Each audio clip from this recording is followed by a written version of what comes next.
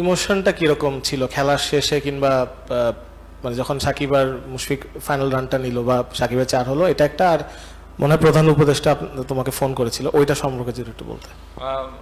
ইমোশনটা আসলে মুখে বলা মুশকিল, কঠিন হবে, কারণ এ ধরনের অ্যাচিভমেন্ট আমার কাছে ব্যক্তিগতভাবে আমার কাছে বাংলাদেশ ক্রিকেটের one of the best movement আমার কাছে মনে হয়। আর মুশফিক ভাই সাকিব ভাই যখন ব্যাটিং করছিল আমরা সবাই ড্রেসিং রুম থেকে যাচ্ছিলাম যে এই দুইজনই খেলাটা শেষ করুক।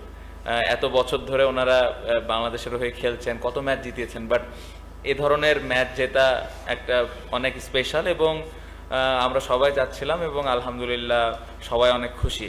হ্যাঁ, আমাদের ডক্টর ইউনূস স্যার কল করেছিলেন, কংগ্রেচুলেশন জানিয়েছেন টিমের সবাইকে, ওনারা অনেক খুশি এবং দেশে আসলে দেখা করতে চেয়েছেন পুরা টিমের সাথে। আমার মনে হয় এই জয়টা দেশের মানুষের জন্য অনেক আনন্দ বয়ে আনবে, কারণ যেভাবে লাস্ট কিছুদিন ধরে বন্যা বলেন বা আন্দোলনটা বলেন, অনেক মানুষের অনেক ডিফিকাল্টিসের মধ্যে দিয়ে যাওয়া লেগেছে, বাট যেভাবে আমরা ম্যাচটা খেললাম সবাই, আমার মনে হয় যে একটু হলেও তাদের মুখে হাসি ফুটবে। এবং আমরা সবাই জানি যে ক্রিকেটের জন্য কত পাগল আমাদের দেশের সাধারণ মানুষ, সবাই আমরা ম্যাচ হারলেও যেভাবে আমাদেরকে সাপোর্ট করে। সো আমাদের ওটাই চেষ্টা ছিল যে কিভাবে দেশের মানুষকে কিছু একটা আমরা দিতে পারি। তো আলহামদুলিল্লাহ আমার মনে হয় আমরা ভালো কিছু করতে পারি।